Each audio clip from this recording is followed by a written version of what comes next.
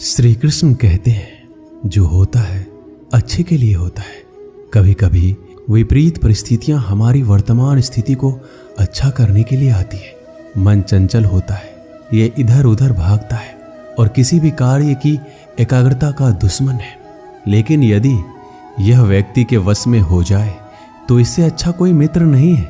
इसीलिए मन को एकाग्र करना जरूरी है और मन को एकाग्र करने के लिए बस थोड़े से प्रयास और अभ्यास की जरूरत होती है। भगवान कहते हैं मेरे लिए ना कोई घृणित है, ना कोई मित्र, ना ही कोई प्रिय है, ना कोई निर्धन है, ना ही कोई धनी है। बस जो भक्ति भाव के साथ मुझे याद करते हैं मैं उनका हूं और वो मेरे।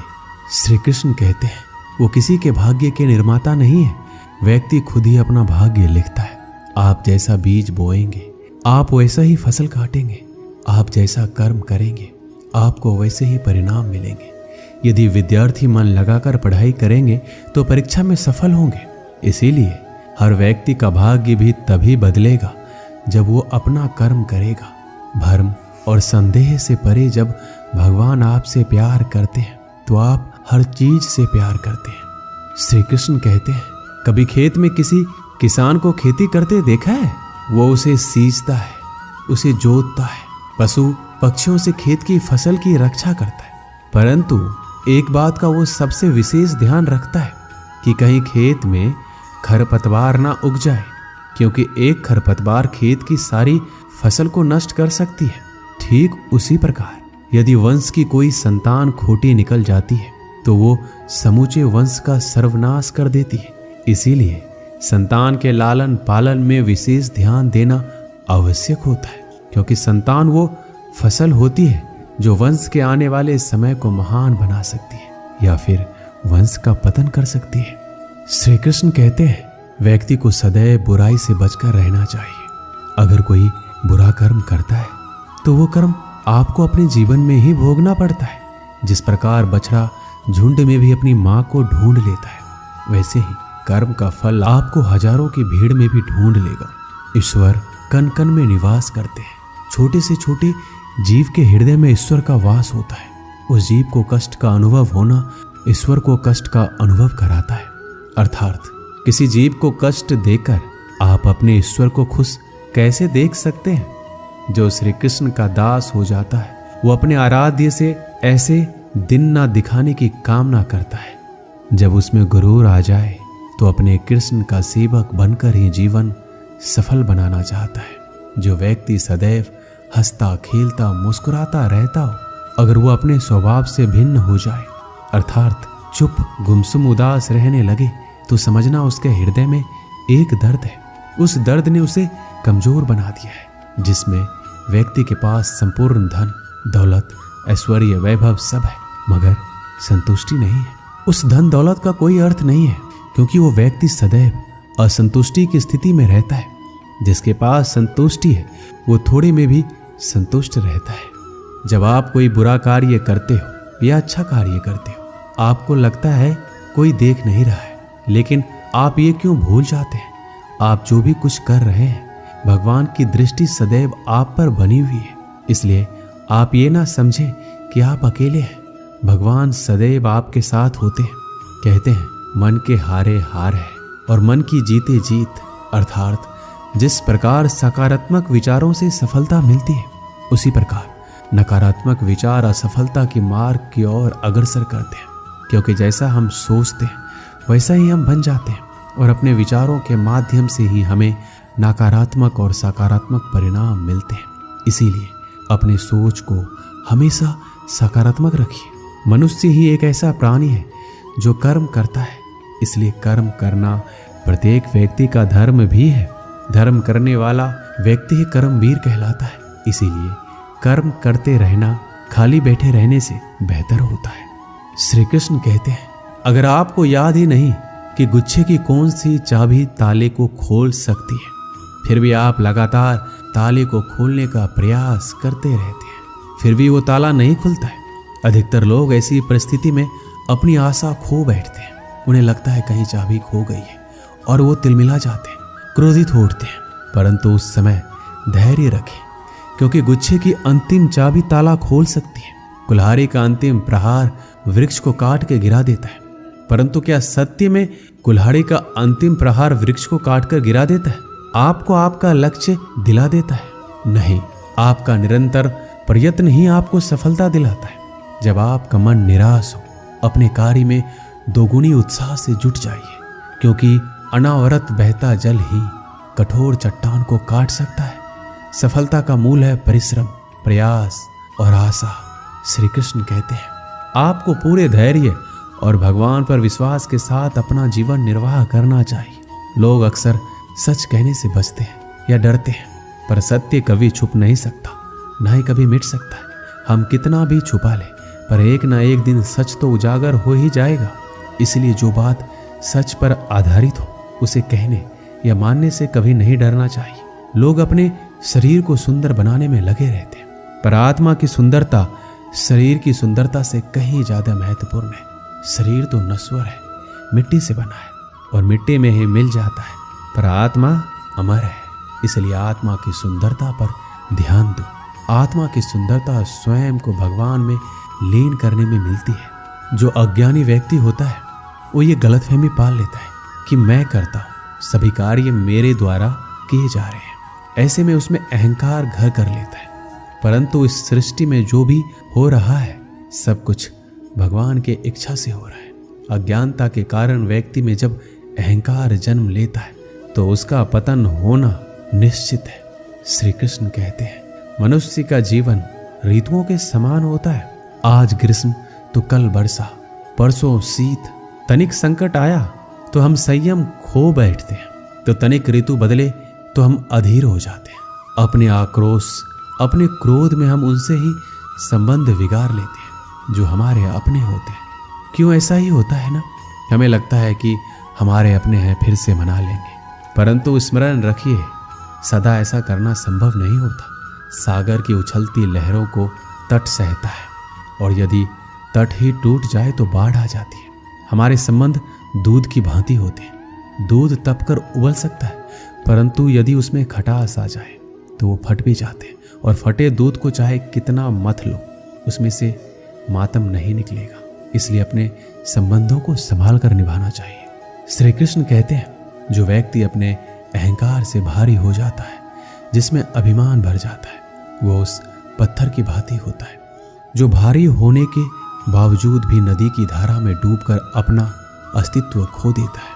अगर किसी लक्ष्य, खुशियां, सफलता की प्राप्ति में लंबा समय लग रहा है, प्रतीक्षा की अवधि अधिक है, तो हो सकता है आपकी अपेक्षा से ज्यादा आपको मिलने वाला है।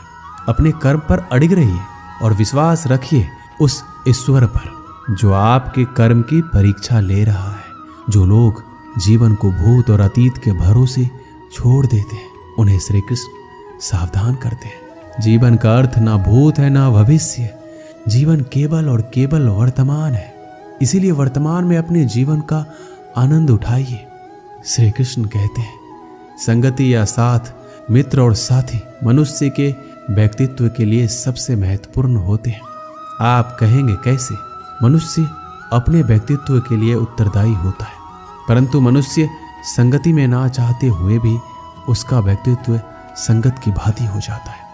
मान लीजिए एक पात्र में जल, दूसरे में दूध है और तीसरे में मलिन कीचड़ रखा हुआ है। यदि इस जल को दूध में मिला दें तो ये जल दूध बन जाता है, और यदि इसी जल को हम मलिन कीचड़ में मिला दें तो ये जल कीचड़ बन जाएगा। ऐसी कोई युक्ति नहीं कि जल बिना घुले मिले दूध या कीचड़ में अपना अस्तित्व बनाए रखे या उनसे अलग रहे। और ठीक ऐसा ही मनुष्य के जीवन में भी होता है। यदि एक गुणहीन व्यक्ति गुणवानों की संगत में बैठे तो उसे लोग क्या समझेंगे? गुणवान, सम्मान का पात्र समझा जाएगा। और यदि एक गुणवान व्यक्ति गुणहीनों की संगत में जा बैठे तो उसे भी तिरस्कार मिलता है। इसलिए अपने जीवन में सदैव संगति सोच समझकर सावधानी से चुनिएगा। श्री कृष्ण कहते हैं, वो सब कुछ करो जो तुम्हें करना है, लेकिन लालच से नहीं, अहंकार से नहीं, वासना से नहीं, ईर्ष्या से नहीं, बल्कि प्रेम, करुणा और भक्ति के साथ। श्री कृष्ण कहते हैं, नरक के 3 द्वार हैं, काम, क्रोध और लोभ। जो व्यक्ति कामी प्रवृत्ति का होता है, जिसके मन में लोभ होता है, और जो अत्यधिक क्रोधी स्वभाव का होता है, उसके लिए नरक के द्वार सदैव खुले होते हैं। अर्थात ऐसे व्यक्ति को तो सिर्फ नरक में ही जगह मिलती है। मनुष्य सब कुछ चाहता है पर सब कुछ उसे नहीं मिल सकता। आपको जो नहीं मिला उसके लिए पश्चाताप मत करो, और जो आपसे खो गया, जो आपसे अलग हो गया, उसके लिए निराश भी मत हो। भगवान कहते हैं, मैं सभी प्राणियों के हृदय में स्थित आत्मा हूँ। मैं ही सभी प्राणियों का आदि, मध्य और अंत हूँ। समय एक सा नहीं रहता। आज दुख है तो कल सुख भी आएंगे, और सुख के बाद दुख आना भी स्वाभाविक है। श्री कृष्ण कहते हैं, मनुष्य भी बड़ा विचित्र प्राणी है।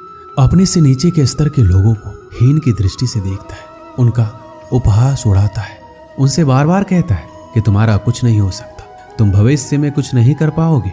जब मनुष्य के पास धन, संपत्ति, मान, सम्मान होता है तो दूसरों का आदर नहीं करता, परंतु वो एक बात भूल जाता है कि उससे भी अधिक शक्तिशाली कोई अस्तित्व में है, और वो है समय। समय अपना चक्र कब बदलेगा ये कोई नहीं जानता। समय अपनी करवट कब लेगा ये कोई नहीं जानता। कोयला भी समय के साथ हीरे में परिवर्तित हो जाता है। इसीलिए जीवन में कभी भी किसी का उपहास नहीं उड़ाना चाहिए। श्री कृष्ण कहते हैं, निस्वार्थ कर्म को अपने जीवन में अपनाइए।